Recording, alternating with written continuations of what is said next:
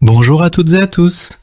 Aujourd'hui, nous allons explorer ensemble comment optimiser l'utilisation des prompts avec l'intelligence artificielle, spécifiquement dans les secteurs associatifs et politiques. Plus précisément, nous découvrirons des méthodes avancées pour transformer un prompt vague en un véritable outil professionnel capable de renforcer l'influence et le plaidoyer. C'est un sujet passionnant qui montre tout le potentiel de l'IA pour soutenir nos actions et nos causes. Je vous invite à plonger avec moi dans ces techniques de prompt avancées.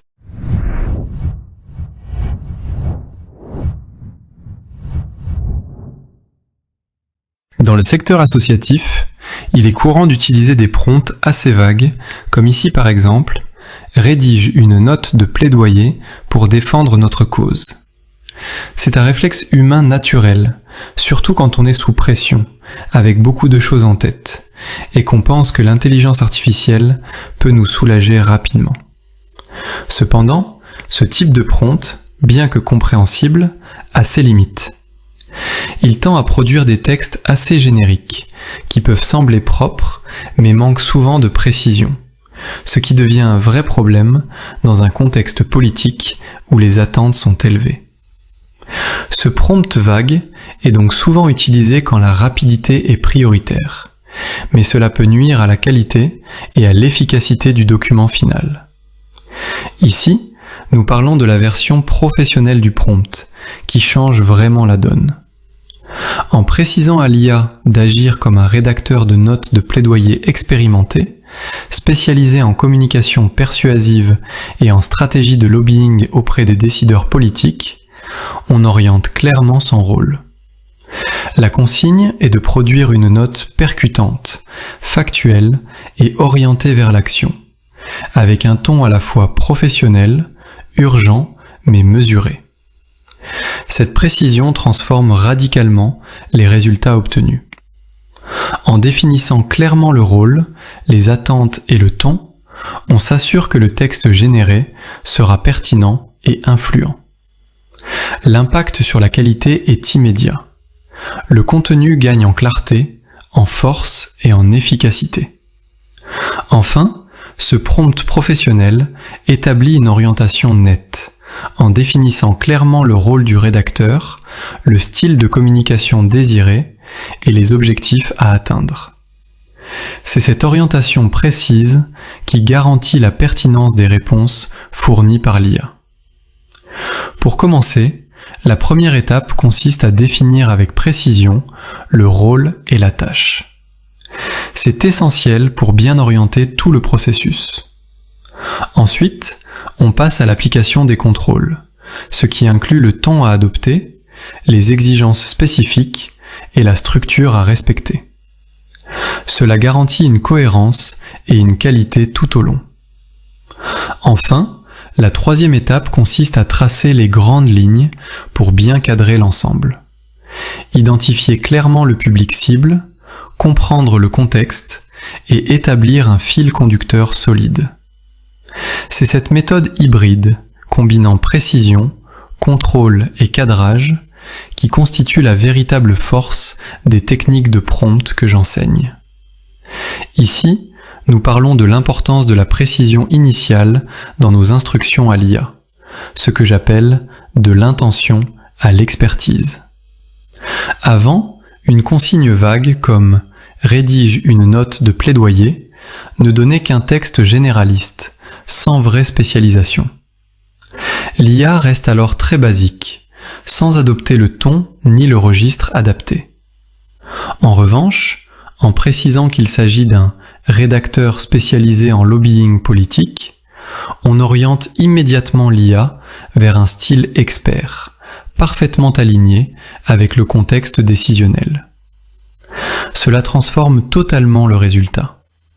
Le texte devient un outil d'influence puissant, pensé pour convaincre et orienter les décisions, plutôt qu'un simple contenu générique. Cette précision initiale fait toute la différence dans la qualité et l'impact du rendu. Pour obtenir des résultats précis avec l'intelligence artificielle, il convient d'établir des règles claires. Ces règles servent de guide pour garantir que le contenu généré soit réellement utile. Concernant le ton, il doit rester professionnel, avec un sentiment d'urgence, mais toujours mesuré pour garder la crédibilité. En termes d'exigence, le contenu doit s'appuyer sur des arguments factuels solides et fournir des recommandations qui peuvent être mises en œuvre concrètement. La structure idéale commence par une présentation claire du problème, suivie d'arguments bien étayés, puis de recommandations concrètes. L'objectif de ces contrôles est d'éviter des dérives fréquentes, comme des textes trop vagues, une prise de position militante excessive ou un contenu qui ne serait pas adapté à un contexte institutionnel. Enfin, pour le troisième pilier qui touche aux grandes lignes, l'idée principale est de toujours aligner votre action avec le contexte réel. Premièrement, il est essentiel d'identifier clairement votre public cible, en particulier les décideurs ou législateurs à qui vous vous adressez. Cela permet d'adapter votre message de façon précise. Ensuite, il faut utiliser la cause centrale comme un fil conducteur constant, ce qui donne une cohérence à toute la démarche. De plus, votre approche doit toujours être ancrée implicitement dans une situation politique concrète, c'est-à-dire être en lien direct avec une campagne ou un contexte de plaidoyer spécifique. Grâce à cet ancrage, le résultat attendu est une note qui ne se limite pas à un discours générique, mais qui devient un document cohérent, adapté et en phase avec les réalités du terrain. Et c'est ce qui fera toute la différence dans l'impact de vos messages de plaidoyer. Résumons. Pour bien utiliser l'intelligence artificielle, il y a plusieurs principes clés à garder en tête. D'abord, il est important de lui dire clairement qui elle est. Par exemple, en lui précisant qu'elle agit en tant qu'expert en évaluation de politique publique, on oriente son raisonnement et ses réponses. Ensuite, il faut impérativement définir une finalité claire.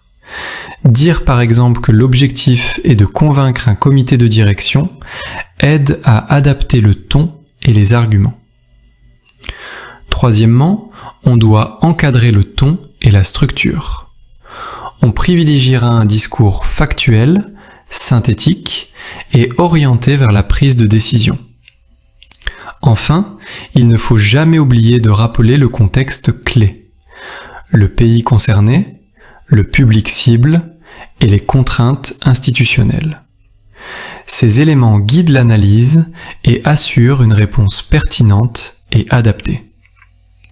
Enfin, pour améliorer la formulation de vos prompts, je vous propose d'ajouter des éléments de contexte complémentaires à votre prompt initial. L'idée est simplement d'intégrer des détails qui rendront votre demande encore plus précise. Par exemple, vous pouvez préciser un contexte géographique bien défini, comme une région ou un pays particulier. Vous pouvez aussi cibler un type spécifique de décideurs, comme les parlementaires, les ministères ou les bailleurs de fonds. Enfin, imposer une contrainte de longueur, comme limiter la réponse à 2 pages maximum, peut s'avérer très utile. Et cette simple précision fait toute la différence. Elle enrichit le rendu final, rendant le texte produit par l'IA plus pertinent, plus ciblé et globalement de meilleure qualité. Bref, un petit ajustement pour une qualité de rendu grandement améliorée. Retenez que l'intelligence artificielle est là pour révéler votre expertise, mais sans la remplacer. Le secret, c'est de savoir dialoguer avec elle de manière précise pour en tirer le meilleur. Pour cela, je vous invite à rejoindre ma formation Prompt Avancé sur Udemy. C'est une formation que j'ai spécialement conçue pour maximiser votre productivité avec l'IA. Vous y apprendrez à construire des prompts robustes, basés sur 3 piliers universels qui garantiront des résultats fiables et pertinents. En maîtrisant ces méthodes avancées d'interaction avec les modèles d'intelligence artificielle, vous serez capable d'obtenir des réponses professionnelles sans tâtonnement. Vous y trouverez des méthodes simples, faciles à mémoriser et efficaces, qui vous aideront à amplifier votre impact professionnel.